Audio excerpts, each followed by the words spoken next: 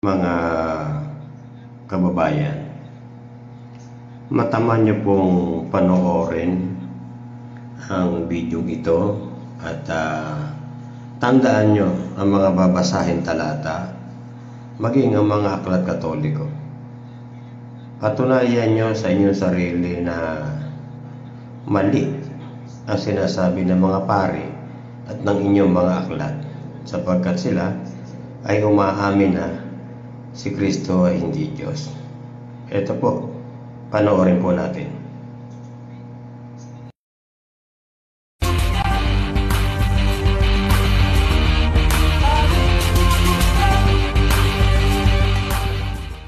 Mga giliw po naming mga taga-subaybay, welcome pong muli sa palatuntunan ito ng Iglesia ni Cristo, ang pagbubunyag.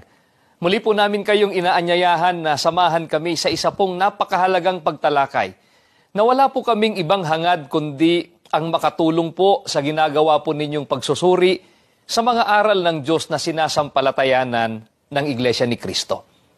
Isa pong malaganap na paniniwalang itinataguyod ng Iglesia Katolika at ng mga sektang protestante ay ang tinatawag na inkarnasyon. Ang doktrina na ang Panginoong Hesukristo daw ay Diyos na nagkatawang tao. At ang talatang ginagamit po nila, mga kaibigan, bilang batayan, ay ang isinulat ni Apostol Juan sa Kapitulo 1, mga talatang 1 at 14. Mabuti po ay basahin po natin ang nilalaman ng mga talatang nabanggit at pag-aralan po natin. Ganito po ang ating maliwanag na mababasa. Nang pasimula siya ang berbo, at ang berbo ay sumasa Diyos, at ang berbo ay Diyos. At nagkatawang tao ang berbo at tumahan sa gitna natin. At nakita namin ang kanyang kaluwalhatian gaya ng sabugtong ng Ama, na puspos ng biyaya at katotohanan. Mga kaibigan, ayon po sa mga nagtataguyod ng aral na Diyos ang ating Panginoong Hesukristo, ang berbo raw na binanggit ni Apostol Juan ay si Kristo na umiiral na raw noon pa kasama ng Panginoong Diyos. Ano po ang malaking kamalian ng interpretasyon po nilang ito? Lilitaw po, mga kaibigan, na dalawa na ang Diyos. Isang Diyos, ang berbo, na sumasa Diyos pa. Labag na po yan sa aral ng Biblia na iisa lamang ang tunay na Diyos. Puntahan po natin ang patotoo ni Apostol Juan mismo. Ang mga isinulat ba niya tulad ng nasa Kapitulo 1, mga talatang 1 at 14, ay upang ituro o patunayan na ang Panginoong Hesukristo ay tunay na Diyos o Diyos na nagkatawang tao?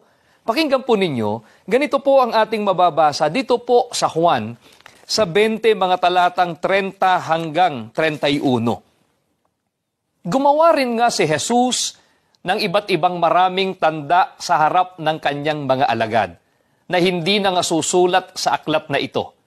Ngunit ang mga ito ay nangasulat upang kayo'y magsisampalataya na si Jesus ay ang Kristo, ang anak ng Diyos, at sa inyong pagsampalataya ay magkaroon kayo ng buhay sa kanyang pangalan. Mga kaibigan, napakaliwanag po ng pahayag ni Apostol Juan tungkol sa lahat niyang isinulat ay hindi po para iturong ang ating Panginoong Hesukristo ay Diyos, kundi upang ang tao'y sumampalataya ng Panginoong Hesus ang siyang Kristo. Talagang sa panahon po ng ministeryo ng Panginoong Hesukristo dito sa lupa, ang isyong pinagtatalunan ng mga tao noon ay kung ang Panginoong Hesus ba ang Kristo. Hindi kung ang Panginoong Hesus ba ay Diyos o hindi. Maliwanag po sa mga Hudyo, kapwa mga alagad ng Panginoong Hesukristo o hindi, gaya ng mga kumalaban sa Kanya. Halimbawa po, ang mga Pariseo. At kahit man ang mga Samaritano, alam po nila, mga kaibigan, na iisa lamang ang tunay na Diyos. At iyon ay hindi po ang Panginoong Hesukristo, kundi po ang Ama lamang. Ang katunayan po niyan, mababasa po natin dito po sa Juan, pakinggan po ninyo, ang 8:13, babasahin din po natin ang mga talatang 41 hanggang 42. Pakinggan po ninyo. Sinabi sa kanya ng mga Pariseo, ikaw ang nagpapatotoo sa iyong sarili. Hindi maaaring tanggapin ang patotoo mo. Ang ginagawa ninyo'y tulad ng ginawa ng inyong ama. Hindi kami mga anak sa labas, tugon nila. Ang Diyos ang aming ama. Sinabi ni Jesus, kung talagang ang Diyos ang inyong ama, iibigin ninyo ako sapagkat nagmula ako sa Diyos. Hindi ako naparito sa ganang sarili ko lamang, kundi sinugo niya ako. At sa Juan 4:7, sa mga talatang 20 at 21 pa, ay ganito din ang ating mababasa. May isang Samaritanang dumating upang umigib. Sinabi ni Jesus sa kanya, maaari bang makiinom? Dito sa bundok na ito, sumamba sa Diyos ang aming mga magulang. Ngunit sinasabi ninyong mga Hudyo na sa Jerusalem lamang dapat sambahin ang Diyos. Tinugon siya ni Jesus, maniwala ka sa akin, ginang. Dumarating na ang panahon na sasambahin ninyo ang Ama, hindi lamang sa bundok na ito sa Jerusalem. Mga kaibigan, ang mga alagad po ng Panginoong Jesucristo, ang Ama rin ang kinikilala nilang Diyos, hindi po ang ating Panginoong Jesucristo. At yan ay mababasa natin dito pa rin po sa aklat ng Juan 20 sa talatang 17. Huwag mo akong hawakan sapagkat hindi pa ako nakapupunta sa Ama, wika ni Jesus. Sa halip, pumunta ka sa aking mga kapatid at sabihin mong aakyat ako sa aking Ama at inyong Ama, sa aking Diyos at inyong Diyos.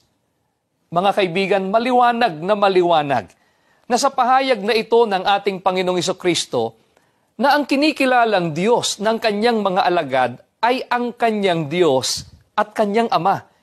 Hindi po ang Panginoong Jesucristo. Ang katunayan, ang sabi niya, aakyat ako sa aking Ama at inyong Ama, sa aking Diyos at inyong Diyos.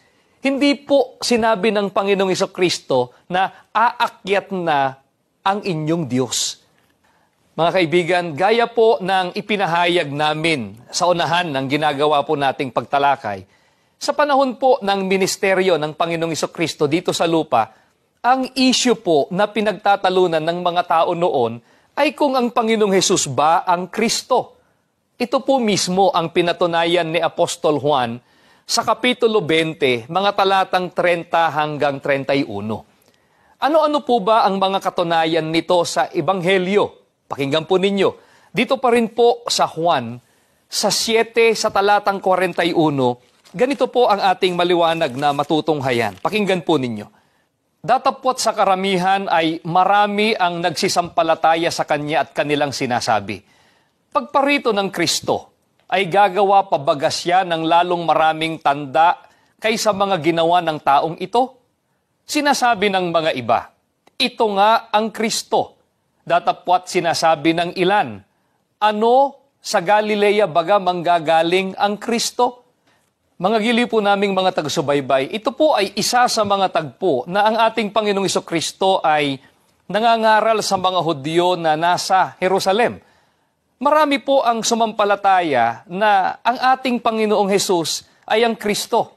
Ngunit ang iba po ay tumanggi na kilalanin siya bilang Kristo. Kaya nga po ang pahayag po nila, mga kaibigan, ano sa Galilea baga manggagaling ang Kristo? Sa iba pong pagkakataon, samantalang naglalakad sa portiko ni Solomon ang ating Panginoong Hesus, ganito ang sinabi sa kanya ng mga Hudyo. Pakinggan po ninyo. Babasahin po natin dito pa rin po sa aklat ng Juan sa 10:24. Nilibot nga siya ng mga Hudyo at sa kanya'y sinabi, hanggang kailan mo pa baga pag-aalinlanganin kami? Kung ikaw ang Kristo, ay sabihin mong maliwanag sa amin. Mga giliw po naming mga taga-subaybay, maging ang mga Samaritano, ito rin ang isyo sa kanila, kung sino ang Kristo. Ang katunayan, ganito po ang ating mababasa, dito po sa Juan pa rin, sa 4:25, babasahin din po natin ang talatang 29. Sinabi sa kanya ng babae, nalalaman ko na paririto ang Mesyas, ang tinatawag na Kristo, na pagparito niya ay ipahahayag niya sa amin ang lahat ng mga bagay. Magsiparito kayo, Tingnan ninyo ang isang lalaki na nagsabi sa akin ng lahat ng mga bagay na aking ginawa. Mangyayari kayang ito ang Kristo. Mga kaibigan, ito po ang pangyayari. Noong patungong Galilea ang Panginoong Jesucristo at kailangan niyang dumaan sa bayan ng Samaria, kung saan nagpahinga siya sa tabi ng isang balon at humingi ng tubig na maiinom sa isang babaeng Samaritana. Samantalang kausap ng babae ang Panginoong Jesucristo, sinabi niya, nalalaman ko na paririto ang Mesyas, ang tinatawag na Kristo. At makaraang sabihin ng Panginoong Jesucristo sa babae ang mga bagay na kanyang ginawa, nagtungo po ang babae sa bayan at sinabi sa mga mamamayan roon, tingnan ninyo ang isang lalaki na nagsabi sa akin ng lahat ng mga bagay na aking ginawa. Mangyayari kayang ito ang Kristo? Hindi po ba't napakaliwanag, mga kaibigan, na sa mga talatang sinitas natin na talagang ang ebanghelyong isinulat ni Apostol Juan ay upang patunayan na ang Panginoong Hesus ang Kristo? Kaya hindi po ang itinuro ni Apostol Juan sa Kapitulo 1, mga talatang 1 at 14, ay ang doktrina ngayon ng Iglesia Katolika Romana at mga Protestante tungkol sa tinatawag po nilang inkarnasyon. Mga kaibigan, ipagpapatuloy po natin ang ginagawa po nating pagtalakay. Magbabalik po kami. Welcome back po sa palatuntunang ito ng Iglesia ni Cristo, ang pagbubunyag. Ang tinatalakay po natin sa pagkakataong ito ay tungkol sa malaganap na paniniwalang itinataguyod ng Iglesia Katolika Romana at ng mga sektang protestante na tinatawag na inkarnasyon, ang doktrina na ang Panginoong Jesucristo ay Diyos na nagkatawang tao. At ang talatang ginagamit po nilang batayan ay ang isinulat ni Apostol Juan sa Kapitulo 1, mga talatang 1 at 14. Maliwanag po sa unang bahagi ng ginawa nating pagtalakay na ang pahayag ni Apostol Juan tungkol sa lahat niyang isinulat ay hindi po para ituro ng ating Panginoong Jesucristo ay Diyos, kundi upang ang tao'y sumampalataya na ang Panginoong Hesus ang siyang Kristo. Narito pa po ang isang tagpo na nagpapatunay na ang isyu sa panahon ng ministeryo ng Panginoong Jesucristo sa lupa ay kung sino ang Kristo. Sa Mateo 16:13 hanggang 17. Nang dumating si Jesus sa lupain ng Cesarea ng Filipos, tinanong niya ang kanyang mga alagad, sino raw ang anak ng tao ayon sa mga tao? At sumagot sila, ang sabi po ng ilan ay si Juan Bautista kayo. Sabi naman ng iba, si Elias kayo. At may nagsasabi pang, si Jeremias kayo o isa sa mga propeta. Kayo naman, ano ang sabi ninyo? Sino ako? Tanong niya sa kanila. Sumagot si Simon Pedro, ang anak ng Diyos na buhay.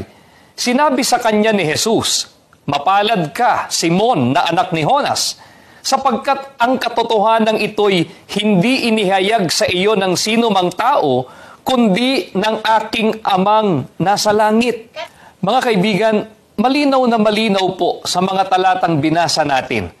Tinanong ng Panginoong Jesucristo ang kanyang mga alagad kung ano ang sinasabi ng mga tao tungkol sa kanya. Ayon sa mga apostol, sabi ng ilan, siya si Juan Bautista. Ng iba naman, siya si Elias at iba't iba pa. Nang itanong po ng Panginoong Jesucristo sa kanyang mga apostol, kayo naman, ano ang sabi ninyo? Sino ako?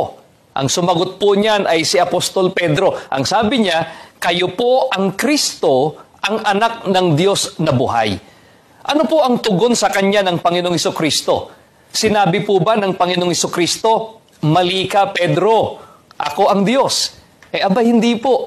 Ang sabi po ng Panginoong Jesucristo, mapalad ka, Simon, na anak ni Jonas, sapagkat ang katotohanan ito'y hindi inihayag sa iyo ng sino mang tao, kundi ng aking amang nasa langit. Ayon po mismo sa Panginoong Hesus, katotohanan ang isinagot sa kanya ni Apostol Pedro. Alin po ang katotohanan tinukoy ng Panginoong Jesucristo? Ang isinagot sa kanya ni Pedro na, kayo po ang Kristo, ang anak ng Diyos na buhay. Mga kaibigan, pag-usapan naman po natin at pagtuunan ng pansin, ang mga nagtataguyod ngayon